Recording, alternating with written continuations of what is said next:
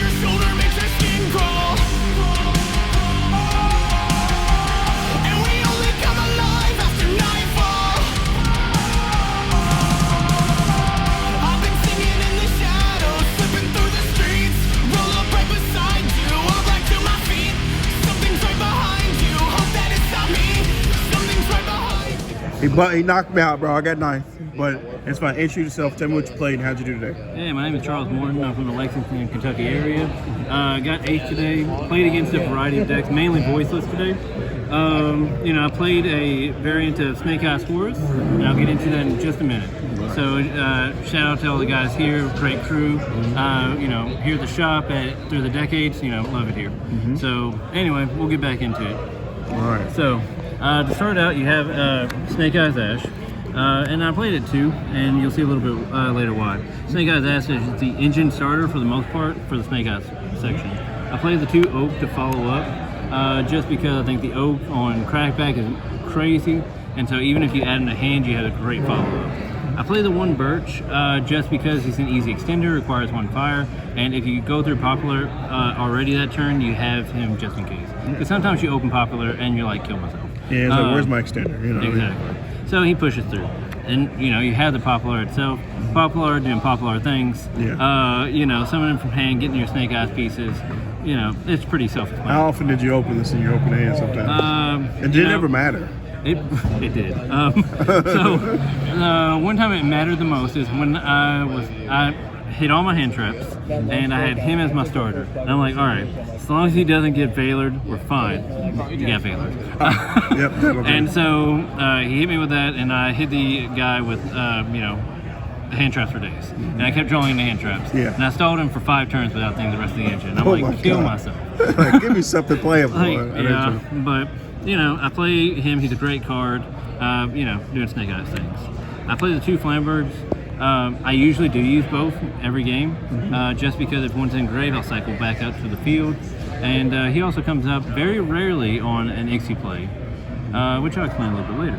My supporting engine with this, you have the Jet Synchron allowing me going to the Baron, extra deck, which is Baron and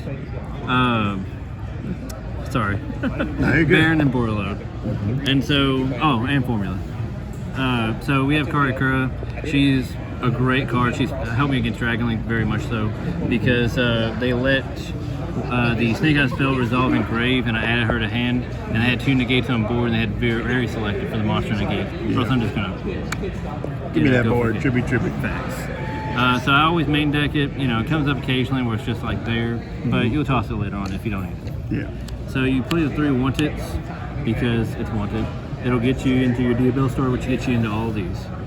I play the 2 Diabell Star to match them, just because I want to see this engine. Yeah. And then my supporting spells that are Snake Eyes. I play 1 field spell, 1 original, and 1 Sin. How did Subversion feel in this deck? Perfect, love it.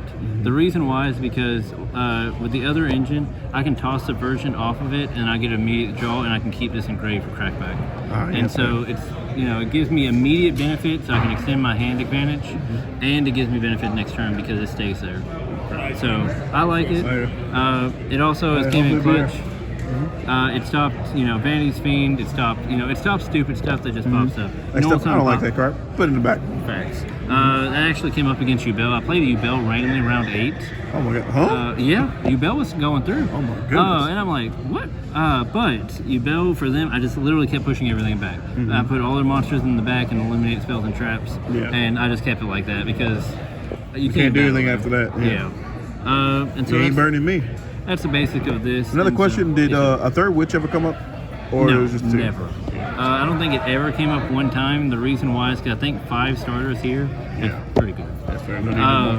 And so if you go into another witch, it just becomes more of a brick. I want to see her in starting hand, but I don't always want to see her. Yeah. So if I open up like 3 witches, I'm fine. I get 1 play, essentially. And so that's the basics for the Snake Eyes and the wanted engine, unofficial wanted engine. All right, now we go into the secondary engine, or the primary, as some people may say. I run the 3 M-Setis. Oh my lord. So M-Seti pushes through, it combos with Populous by getting Subversion. If you're going first, my heart. So Because there's only two things you can really ash in this deck. How often did M-City get ashed today? None. And that's the problem. Because I run So through good. Snake Eyes first. Yeah, and it's Snake- act on M-City. You got it. Exactly. And then so sometimes against Dragon Link, for instance, I only saw the Horus engine, which was great because I was able to still extend into Snake Eyes. Yeah. And so I do play all 4 names. Okay, all 4 viable names. Yeah, fair. Because we don't play the dragon. No. You know, hold on, let me show you. We don't talk about that one. Yeah, we don't talk We don't talk about that one. that one ain't real. That one. No, because he doesn't count. He's like a stepchild. So true. Get out of here. Go and get. Because like, if you think about it, he doesn't summon from the deck or from the graveyard at all. Like, so he summons from hand, but Like that's okay. No, you don't Like, get it. I don't really want you. If he summoned from graveyard, he'd be perfect. Yeah. Fire, perfect. I love it. Doesn't. Yeah. It's Trash. like, stop vibing. Just 3. Oh my god. Because it's both engines going through, and so if I see this, I can extend to either engine. And then I've actually played 2 of the field spells because a lot of people forget that this counts as King Sark on field. They have to eliminate both, or else I have all 4 next turn without cost. I'm gonna have to scoop it up because that's I out the first. We're like, well, it's still gold circle in the field, and they go summon, and then that's lethal. Yeah, that is the deck. And so it's at 40 exact. And so we play these, and also if I already have M-City in hand, and let's say I have protection from Droll, I will use this. I'll grab one of the other names, so it's a double benefit. If they ash it, then guess what? I can still summon both. Yeah. And so it never hurt as much as you think. no. And so, today I just didn't get ashed at all. Then I have the supporting engine. Well, supporting cards. I played 2 ash, and so a lot of people play this at 3. They play 3 of every hand trap. In reality, for me as a player, I do want to see my hand traps, but I don't want to break all my hand traps. That is true. And so I want to see a variety of my hand traps, and so I'll play a little bit more. You'll see more later on. So I play the 2 ash. I play the 2 emperor. I play the 2 nibs. And so that's all for the basic line, at least for the main deck. Just because you can push through a lot already here. And so these are supporting cards and they do help. And then going second, I side in other hand traps. Then the other supporting card, I play 2 Fenrir. And so Fenrir is literally just to extend itself.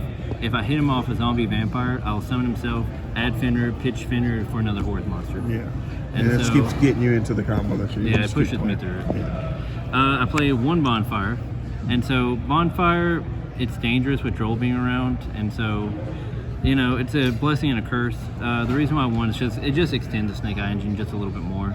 I thought about playing it more, but in reality, you can only use it once per turn. I don't want to see multiple at all, and I think the engine's already performing really well. And so I think 1 is fine because I can also pull Karikura if push comes to shove. Yeah. I was like, dang, you actually were monster decks, didn't you? Actually, my Yeah. There was one game I attributed 4 monsters. Oh on my their turn. god. Or my turn, I'm sorry. 4 monsters. Yeah, Karikura gains 1,500 for each. Yeah. So it should be big.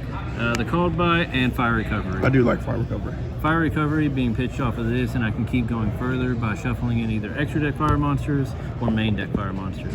And also recovers if Runic banishes, because it recovers from banish pile. That's sickening. So that's the supporting cards, Clean 40. just 40. Yeah. And then I'll go into the extra deck here.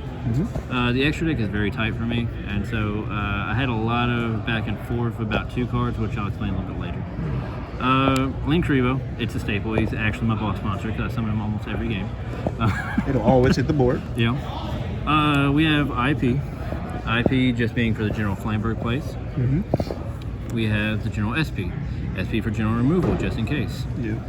The Hita. Hita being in the fire meta, if your opponent's on Snake Eyes, you can recover with that. Give me. Exactly. And, extends you. We have the Celine. Celine pushes, she can bring back Witch or M-City. And so M-City's the spellcaster. Brother, I know his spellcaster. And so I have used her for M-City quite a bit. Oh my god. You have Princess. Yeah, gotta have some princess action. Princess. Yeah. You have the Appa. Yep. So I usually make a 4-mat Appa on my opponent's turn with IP after I use my negates on board. And so it gives them about 7 negates to go through. Yeah. And so Raging Phoenix. So Raging Phoenix is a new addition for me. Him and the Zealantis play, Zealantis play. These 2 did not come up at all today. Did not need them. The Horus engine was able to push through without it. But, I kept it in there in case I was in the Snake Eyes engine and I needed to OTK without the Horus. The reason why is because, the combo with, Zealantis, this and this. Zealantis. Yeah, as long as you have a fire on field, you win.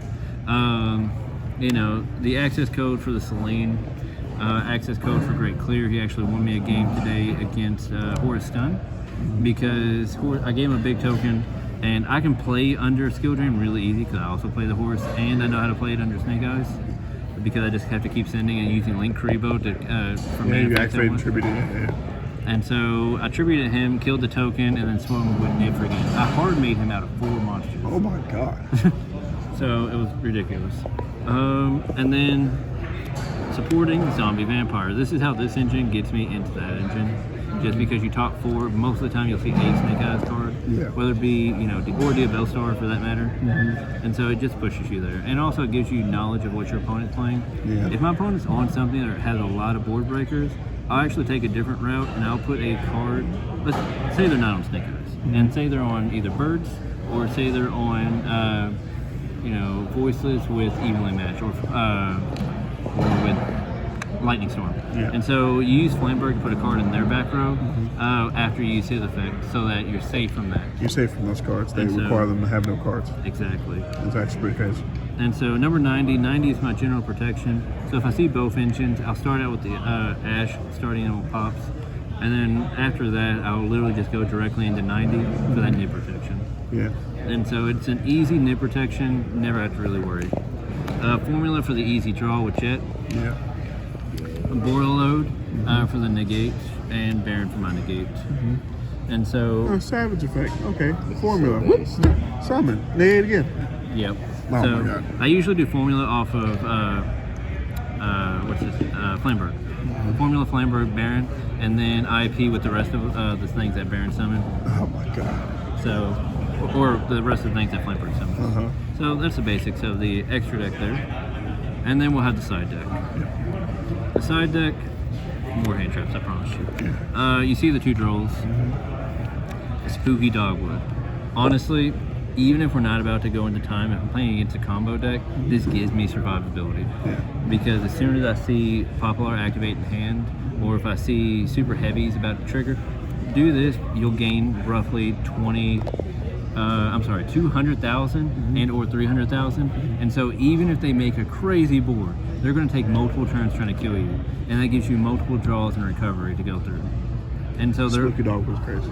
Honestly, if you played against a combo deck, either they make a mid board and you can break it, or they make a great board and they can't kill you. So it's like, now how many turns is it gonna take you to kill me? True. And that came up a few times, not in this regional, but in other events where I would gain to like 400,000 off of Snake Eyes because Princess going around in loops. You have Moonlight Chill for the Cashier matchup, Moonlight Chill for the General Burn as well, in case you need it whenever. A little Coach King side. Coach King's character. Because Coach King mixed with my little Horus guys, just in case. We're not saying anything in particular. Just, it's just in case you want to draw through. And if you hit monsters, it's good. Play the 1D barrier. Right now, just one. The reason why is you call rituals, it's hilarious. It sounds that's so messed up. It's a shame your ritual deck can't ritual summon. But can you? So yes, I thought about playing this more, and I might up it to 2 after reevaluate based on general items today. But we'll see. I played 2 skill drains. I can operate under skill drain with the Snake Eyes engine and the Horus engine, and as long as I do it before they set up, so going turn first, I activate skill drain, I usually am fine. But I'll let them try to break my board, and this will be a last-ditch effort. Like, all right, you went through all 6 of my negates or whatever it is, flip skill drain at the end. So it's that recovery. That'll be the way. I will show you the way. The 2 Cosmics and the 1 Duster. And so just for general back, that's beautiful. for the general back row clear. I try to common a lot of stuff just because I've already maxed out other decks. So, and then Droplet and Droplet. So how did Droplet feel today? Droplet was good against. Did it ever come in? Yeah, against Voiceless. And so you hit their voiceless monsters, and then you're pretty much free to play for a minute at least. And then they still have the trap for general negation or destruction, sorry, they haven't used it, whatever it may be. Yeah. And so honestly, it came up against my voiceless opponents, and it's been good. And so I wouldn't change it. And so I like the 2s of non-essential cards. You see 3s of essential cards. Yeah, so that's at least my play style. Every player is different. Because like when I want to see cards, I need to see the cards. When they're supporting cards in the main deck and they don't push my deck forward, I don't need to see them, but they're helpful. Right. So, but that's been the deck profile here. Snake Eyes Horus. I topped previously at another event at the India Regional before Popular and before Fire Princess came out, and so the deck is still performing. It's obviously picking up speed for me. Yeah. And I never see anybody else play it, which I'm always happy to do profiles because man, I'm not. When I seen it, they told me top 8 was consisted of Snake Eye Horus. I'm like, what? What are you talking about? So, the Horus gives me non-targeting sins to grave to get around stuff. It can stop boss monsters because it can swing over. With the Horus engine, I can make a 4800 body without trying, and I can swing over most towers.